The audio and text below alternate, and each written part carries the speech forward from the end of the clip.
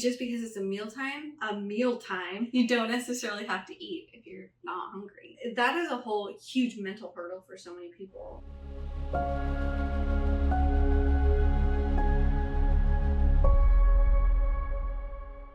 Welcome back to Fasting Food Faith. I'm Brianton, RN. I'm Dr. Sam Sims, nurse anesthesiologist. And today we're talking about... why do we eat 3 meals a day, or where did that come from? Yeah, so it's another episode for our nutrition series. Yeah, a little history lesson here. So kind of interesting. Obviously, we're not in our regular studio, so we're on a little trip, so we're recording for you in a different place. But today we'll talk about, we didn't always eat 3 meals a day. And so this whole 3 meals a day or 6 meals a day or breakfast is the most important meal of the day, where did that all come from? And so if you go back, about 300 years, that's when we just started eating a couple meals a day. We only usually used to eat about 1 meal a day. The ancient Romans would eat 1 meal a day, usually at lunch, or what we call lunch. And that is about the time that this term dinner got called dinner. Dinner was actually the one big meal a day, usually ate with everyone. And so some cultures still call the lunchtime the dinner meal, but dinner actually got shifted over time in different cultures to later. So in other places, like where we grew up, dinner was supper. Right. And so dinner and supper were synonymous, but in the Midwest, dinner is lunch, which is it's just kind of ironic to us. So dinner can be the evening meal or the lunch meal, both are actually correct. So there you go. There's a little tidbit for you, a little extra controversy you can argue over. Because in the Midwest, it's dinner is lunch. Like, how could dinner be lunch? Dinner, supper, but supper. So it's kind of fun. But the Romans used to eat one big meal every day, and they usually ate it about lunchtime. The Greeks used to eat something similar, but they used to eat a smaller meal, maybe in the afternoon, or they would eat a smaller meal around breakfast time. They usually ate about 2. Vikings and the Chinese would eat 2 meals, but usually it was one big meal, one small meal, like a snack. Mm-hmm. And it's when the Industrial Revolution actually came on board when we actually started eating about 3 meals a day. And it was to give yourself a break. You'd eat before you went to work, and then you would get a break, a lunch break, and then you would eat then. And that's when actually soups and sandwiches were actually introduced, because they had to be quick meals to eat. And so the Industrial Revolution is actually why people tend to still eat soups and sandwiches or quick meals for lunch. Or it's considered lunch food. It's considered lunch food. Like lunch break food. Yeah, lunch break food. So most of these soup and sandwiches for lunch. Breakfast, the interesting thing about breakfast, it means break the fast. But in the medieval culture, you weren't supposed to eat before you went to Mass. You're supposed to fast before you went to Mass. And then after Mass, you could break your fast. So you're breaking a fast, your breakfast was after Mass. So Mass. So it was after church, it was after worshiping. After worshiping, you would fast through Mass, and then after Mass, you could then eat and break your fast. Wow. And it didn't have to be breakfast. Interesting. Yeah. And then breakfast becomes the most important meal of the day with Kellogg. He does this thing where he says he felt that people, if they had a bland breakfast, that they would decrease their hedonistic desires. And so he said you should eat a bland breakfast, and then breakfast was the most important meal of the day, and that's where cornflakes got in place. I know, it's crazy, right? If you eat a bland breakfast, you're less likely to sin. That's what he was saying. A certain type of hedonistic sin, yes, actually, specific. We'll let you look that up. Yeah, we're not going to get into that here.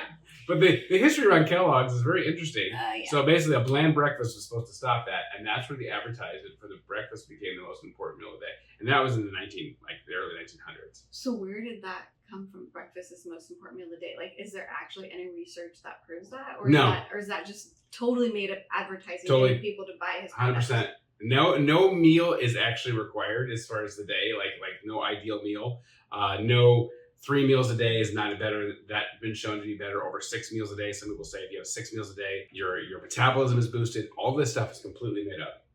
So our genetics that we have inherited is based on people for centuries and millennia that actually only ate 1 meal a day. And the 3 meals a day is actually a modern invention, basically 2 generations, which really wouldn't change anything as far as like genetics. So we grew up programmed that we're supposed to eat 3 meals a day because we're supposed to take a break, because basically industrialized companies want their workers to work all day yes. and think that they're getting a break and that they have to eat. Right. And it wasn't break. Yep. And it wasn't until then you could work more. And it wasn't actually until people like routinely had candlelight at night that they actually started eating an evening meal.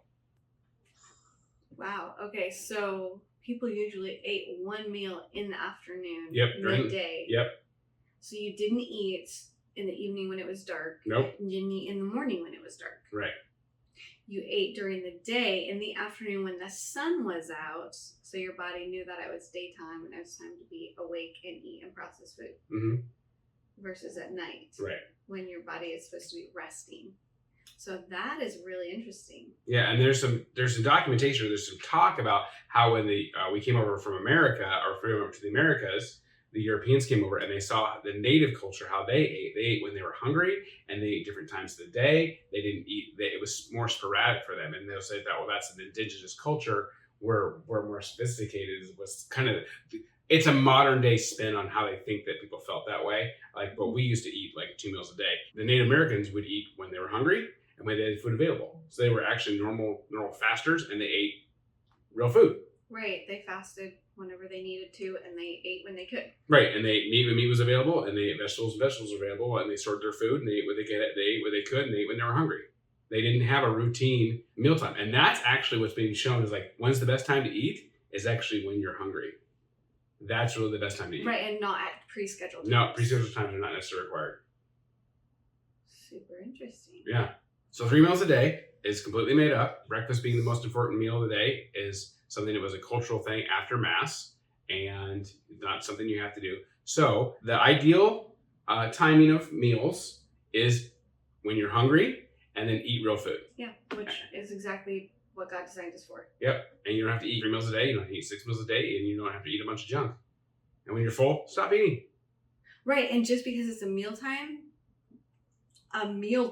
right, you don't necessarily have to eat if you're not hungry. Yeah. So that's interesting, because that is a whole huge mental hurdle for so many people. I know, especially when we started fasting, that was a huge mental hurdle for me to realize that I don't have to eat 3 meals a day to be healthy. Mm-hmm.